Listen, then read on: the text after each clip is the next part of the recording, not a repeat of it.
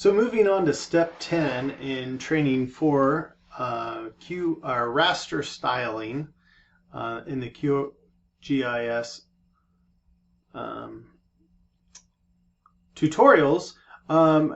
Step 10 just wants you to see the difference between the two. And so remember, the top one is always what you see, and unless it's invisible, you won't see the ones underneath it, or if there's some some level of invisibility. So if you unclick on that and click back on, so just start clicking it on and off, you can see slight changes in the coloring. Okay, and so you can see that it is different. Okay. All right, so now we are going to move on from step 10 to step 11. And in step 11, we get to use the toolbox. The toolbox is a series of functions. There's lots of them that run through QGIS in a mathematical and a very structured way in order to get results very quickly that otherwise would take you hours upon hours upon hours of work. And so we're really grateful for the toolbox. So you're going to go up here to processing, click on processing, and then click on toolbox. And you'll see over on the right now, I've got a whole bunch of menus that have toggle switches. That's what, again, these little triangles are, toggle switches. If I click on one, it toggles open and close. Excuse me. All right, so moving down a little ways, we are going to look for, we're going to type in raster up in our search bar, raster. Okay, we've typed in raster, and we're going to look for raster calculator. And if I go down here, I can see right there is raster calculator. You're going to click on that, double click. Okay, and when you double click, you'll be ready to move on to step 13. Step 13 gives us this menu from clicking that raster calculator, and we are going to first click on this little box with 3 little dots in it, and we're going to select both of our layers that are here. You can see that they're named the same. You could click select all as well, and that would do the same thing. And then we're going to click this back button, and you'll see that 2 inputs are selected. Then we've got an expression that we want to do. So we're going to click on our little expression calculator here, and we have got in our under step 13, you've got in a gray box, you've got an expression you can just copy and then paste into the expression calculator. So if you're wanting to find that, it's right under step 13 in the instructions for you. All right. Once you have done that, you can click OK. And you can see that now we have an expression, excuse me, in this box. Okay. Our output extent, which is optional, is not set. We're not going to do that. Neither is output cell size. We're not interested in that as well. Okay, then we're going to go down here to calculate it. Now, if we were to hit run right now, it would save it to a temporary file. And then, unfortunately, it would not exist anywhere in a saved format. And we don't want to do that. We want to actually save it. So we're going to click on these 3 dots, and we're going to save to a file. And we're going to rename this to as it shows in the training material. So population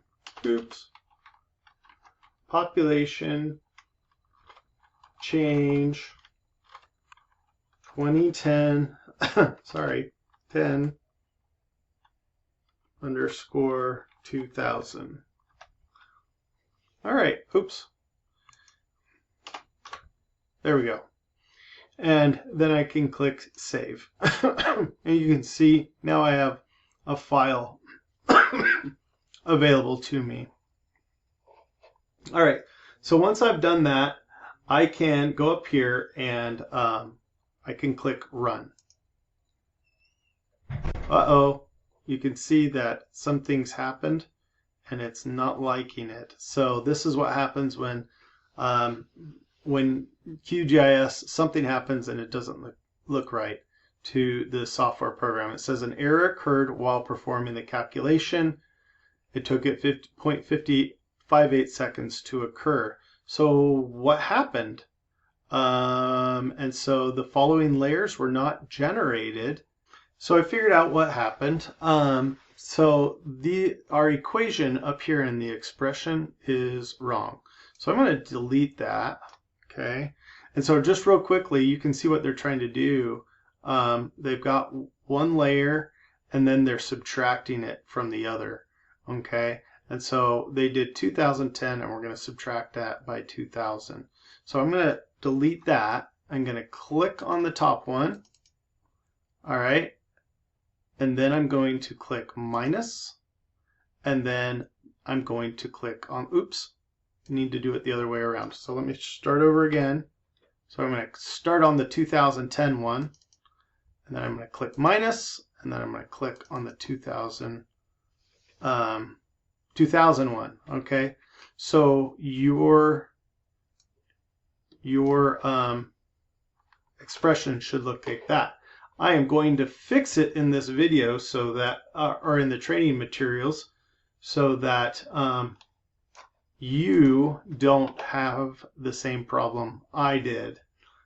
So just be aware that that's what happens. And sometimes when you're doing this material stuff, you have to figure out where a problem is, and doing some problem solving is somewhat helpful.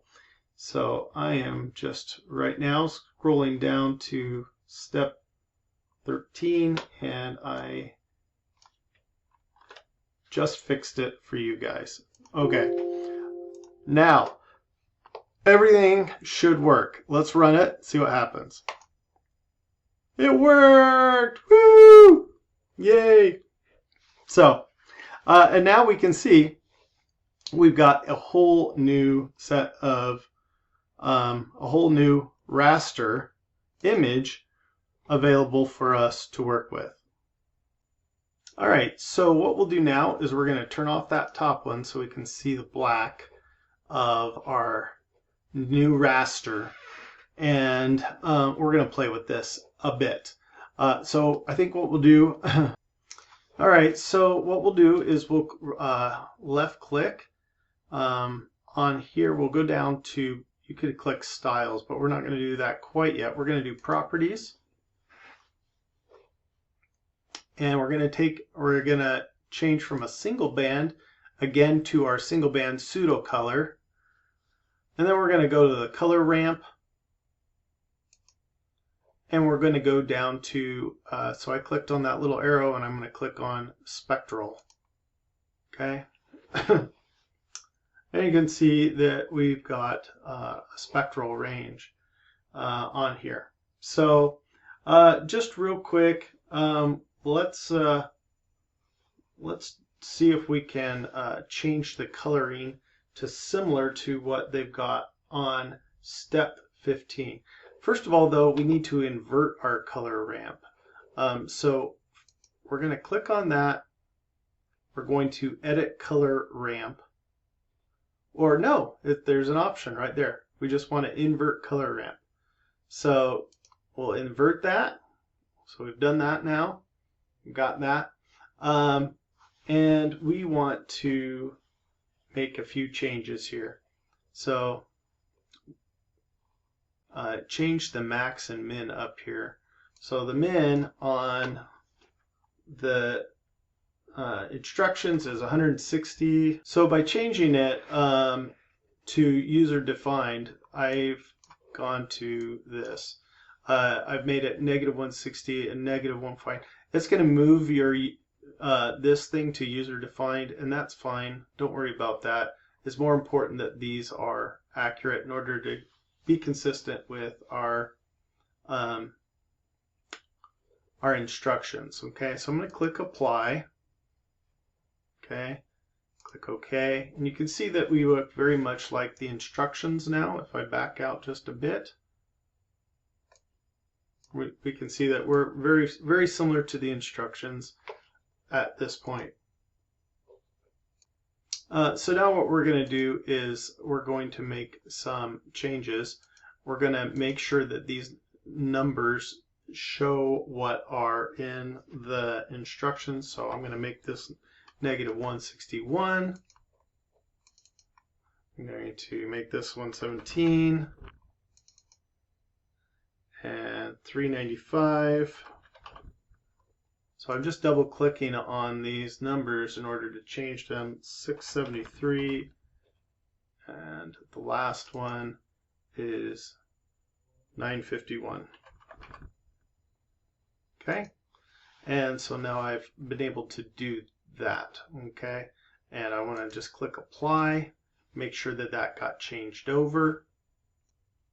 So a couple of things you should notice. One is the difference between what ours looks like in the instructions versus what the instructions look like, and they have a band on here. Ours is just a single gradient in between the two, and that's okay, not important here. What we want to do now, though, is we're going to get rid of all the work we just did. So I just wanted you to see what it was that we did. And what we're going to do now is click on the minus, and we're going to delete the different rows on here. Okay.